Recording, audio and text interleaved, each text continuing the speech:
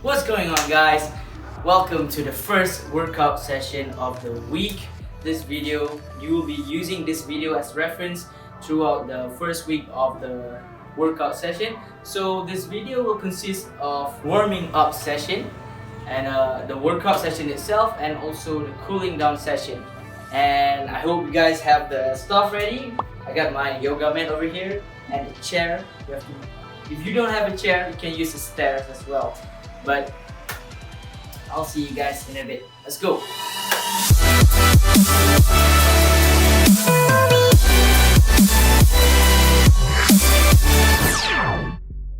Right, so before we start our workout, we will first do like 3 to 5 minutes of a warm-up.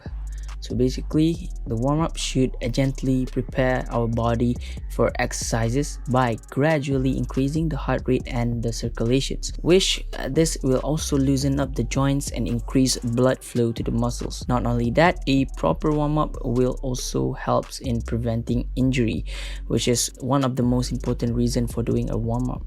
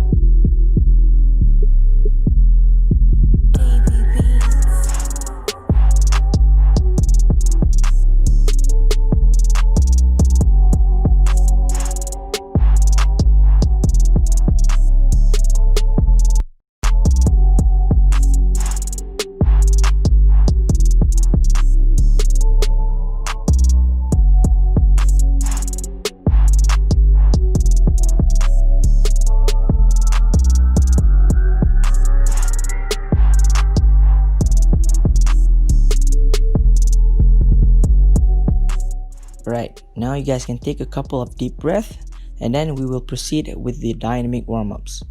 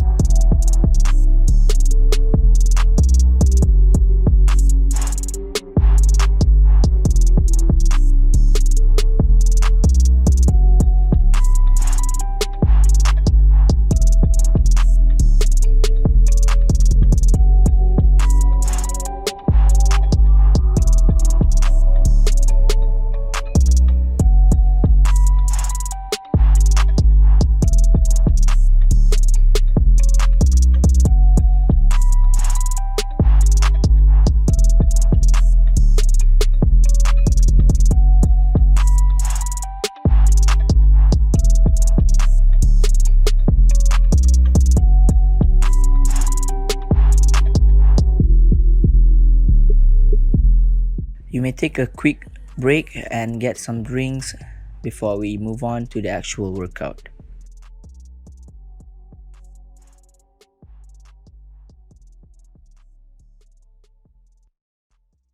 Workout will be a jumping jack for 30 seconds. 2, 1, go.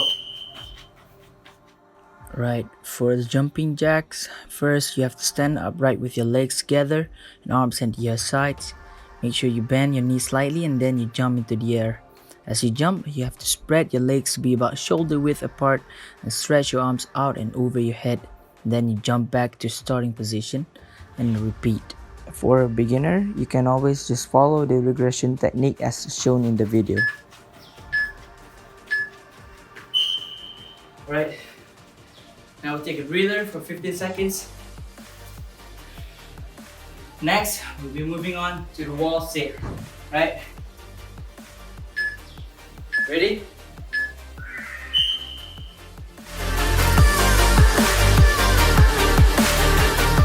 Alright, for this exercise, you have to stand with your back pressing against a wall, then slide downward into a squat position by moving your feet forward until your knees make a 90-degree angle.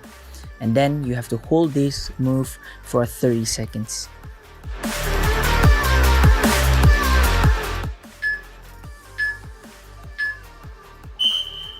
Alright.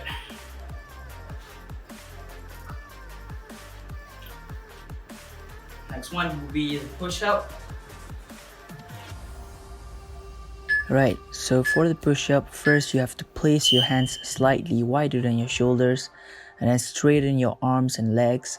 Lower your body until your chest nearly touches the floor and then push yourself back up and then repeat. However, if you're unable to do push-up normally, you can always just follow the regression technique or the modified technique.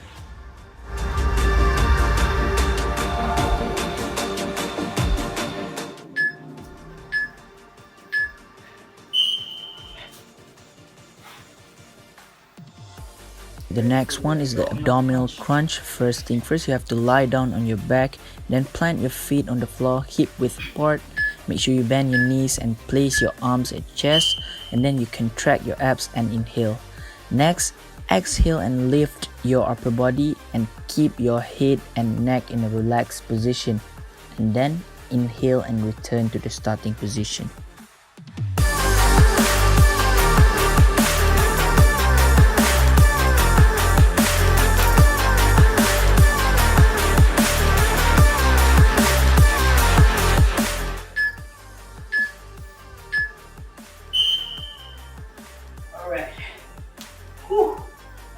Alright, so for the next workout, it's a step up onto a chair.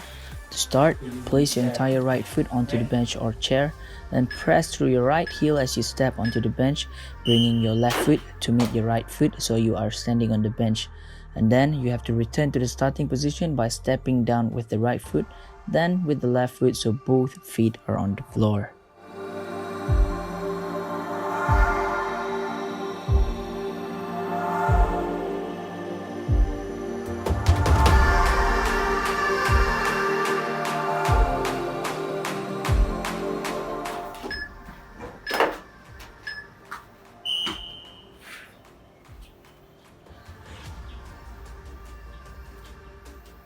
Alright, so for the next exercise would be the squat. So first you have to set your feet shoulder width apart and toes slightly turned out. Pull in your lower abs and keep your eyes forward. And then slowly bend at the knees and drop your hips to lower your body. Imagine as if you're trying to sit on a tiny chair. And next, you have to make sure you keep your heels flat on the floor. At the bottom of the exercise, pause for a moment and strongly push back up to the starting position by using your heels.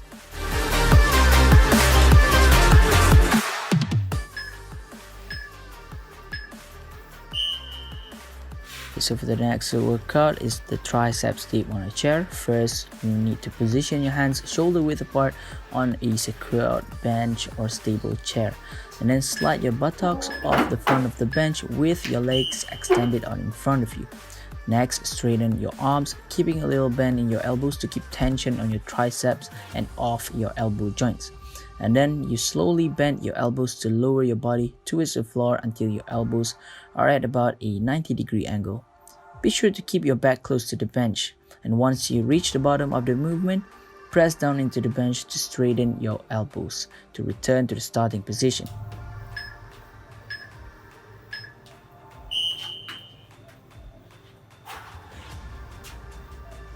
Alright, as for the plank exercise, here's how to do it. First, you have to get into forearm plank position. Ensure your elbows on the ground directly underneath your shoulders with your feet hip width apart. Then you have to make sure your back is flat and your head and neck are in a neutral position. Then you drive your elbows into the floor and squeeze your quads, glutes and core. Inhale through your nose and then you exhale through your mouth. Don't hold your breath on this one.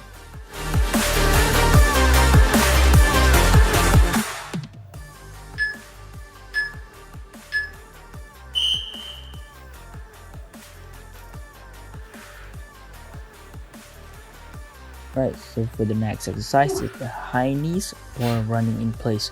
So first what you need to do is you have to stand up straight and place your feet about hip width apart, then quickly drive your right knee up to meet your right hand.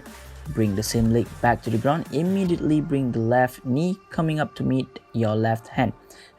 Make sure you are engaging your core or abdominal muscles while doing this exercise. And as usual, if this exercise is too hard for you, just follow the regression technique as shown in the video.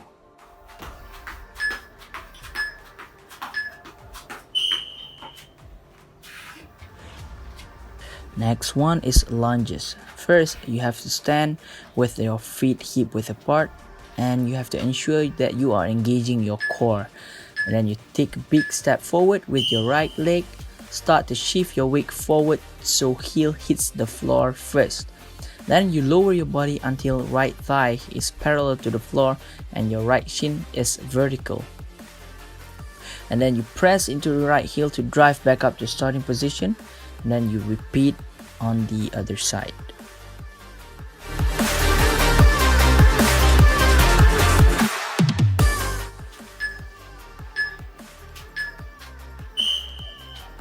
So for the next exercise is the push-up and rotation.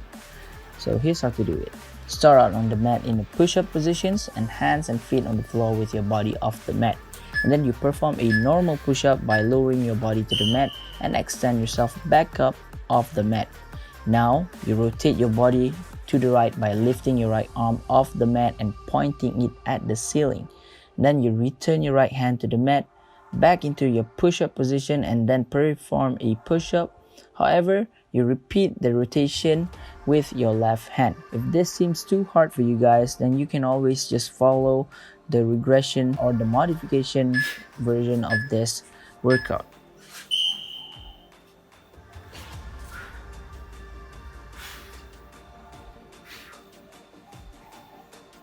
And the last exercise is the side plank.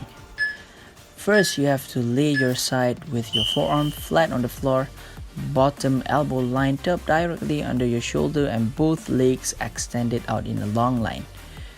Your feet can either be staggered for more stability or you can stack it up for more of a challenge. And then you have to ensure that you are engaging your core and then you lift your hips off the floor, which forms a straight line from your head to your feet. Hold this position for 30 seconds. You can do it, guys. Alright, so that's all for the workout session. And now we'll move on to the cooling down session. So now we are going to do a cooling down session.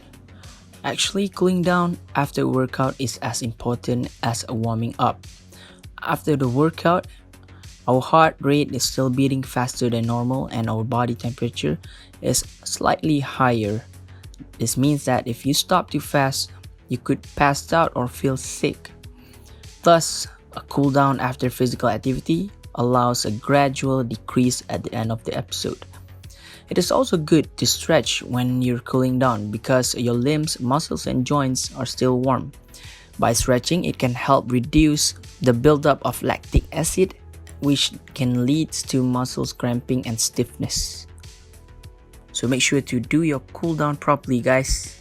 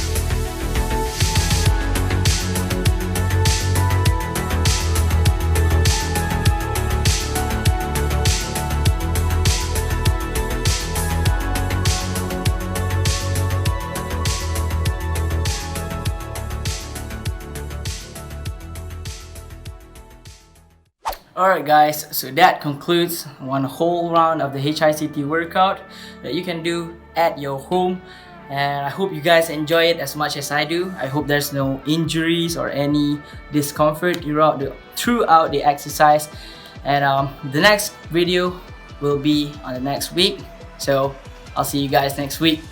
Ciao. We'll be right back.